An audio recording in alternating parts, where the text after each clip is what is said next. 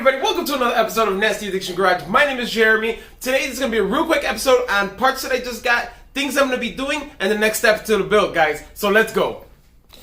Alright guys, as you guys remember, I did do the fuel tank. I did order something that actually potentially might work really well.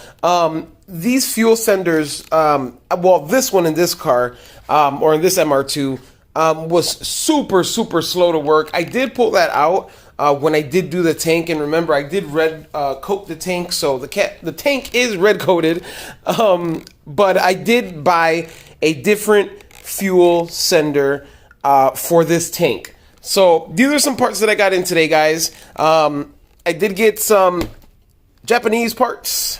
I got some more Japanese parts. I don't know if you guys know what these could be, but they are for the MR2, and I did get 2 of them. I was trying to get 3, and I could not. But these are straight from Japan, guys. I'll open these up later, but let's first talk about this fuel sender that I just picked up. So I did buy this on eBay, guys. I've used these before on other cars. This is a marine fuel sender. So basically, it's a different form of the one that we use in our cars. So we do have, let's see, we do have the gasket, we do have the bolts, and then we have the actual fuel sender. So I'm going to remove this. This, I believe, is, I'm sorry, this is the shaft, and then we have the float here. Let me push this float here. So this is going to work really well with this tank here. So I try to measure it. I got 225 millimeters from the top to the bottom, give or take. This is, I'm sorry, I got 128 or 228 millimeters from here to here. This here is 25 millimeters, and it should sit just like this. So basically, how this is going to work, I'm going to have to attach the signal itself to the Haltech IC7.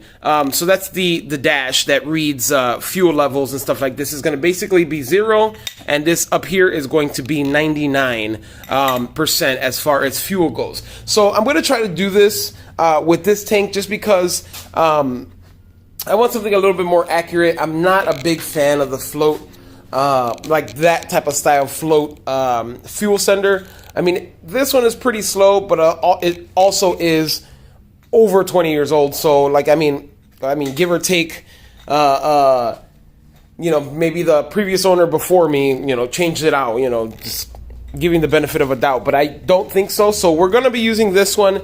I did get this off of eBay for roughly about $35. So I'm going to try it. I'm going to give it a shot. If it doesn't work, it doesn't work. And I still got that one that I can use. So I'm not too worried about it. Let's move on to these next parts, guys. Hold on. Let me move this out the way. This. So what we have here, I did open it just so that it could be easy to open when I had one hand trying to maneuver the camera. So, all right, so let's see what this could be. Most of you guys probably already know, and you guys do see a Toyota label on it. So these are the belt moldings, guys. These things here literally go right here. So I did get 2 pairs of fresh ones, one for the 3BZ, and the other one will be for our 94 that we're going to be building soon. Not super soon, but soon enough. I'm sorry it's kind of dark back here, but that's it. I just got it back here sitting and kind of chilling out until I finish this build. This is the priority right now.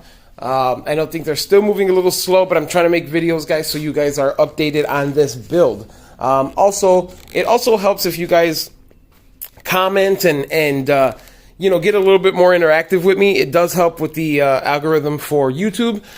So if you guys can do that for me, like, share, subscribe. Remember that, guys.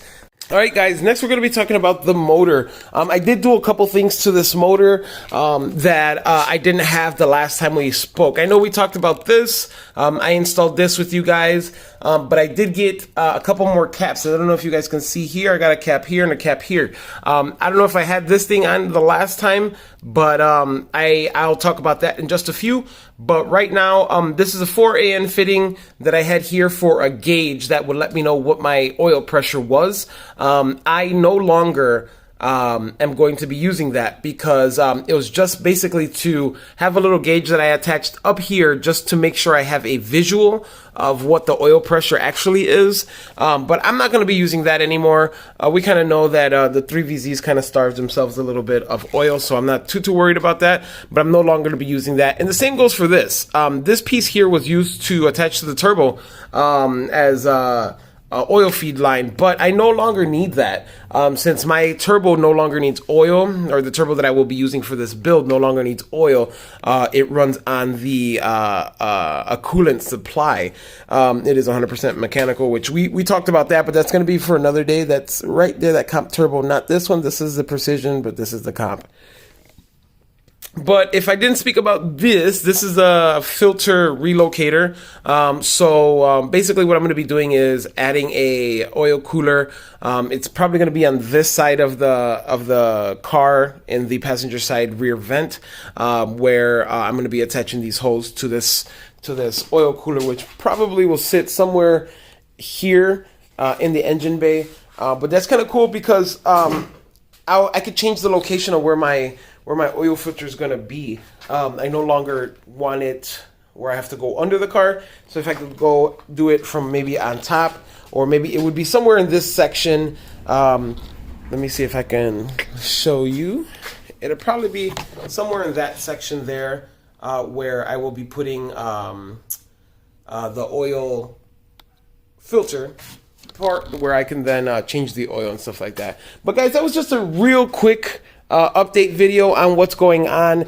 I am going to start on the interior very soon. I'm waiting on a couple things, wink wink, that I'm not going to be talking about just yet, but you guys are going to love it. I guarantee you guys will. This interior is going to be fucking kick ass. You know, it's going to look nice. It's going to be show worthy and also drivable worthy. Sometimes these show cars, the interiors look kind of how can I say, it looks a little too formatted, or like a play dining room when you go to IKEA or something, you know, like one of these showroom pieces that you don't even sit in.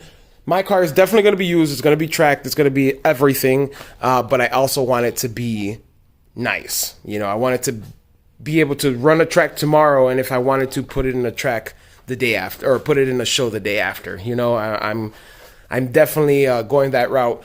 But guys, remember, like, share, subscribe. Please do me that favor. The YouTube algorithm loves it. I would really appreciate if you guys get a little bit more interactive with me. And check out my merch, guys. If you guys go onto my YouTube page, there's a little icon on the top part of my header, a little icon on the bottom right hand side. If you guys go check on it, I do have merch on there, guys. I just had that put up a few months ago. Go check it out, guys. It'll be nice. I got some cool merch. I will be having different designs on there too as well. But remember, guys, thank you for everything. Until next time, remember, like, share, subscribe. This is Nasty Addiction, and you only seen it here. All right, guys, peace.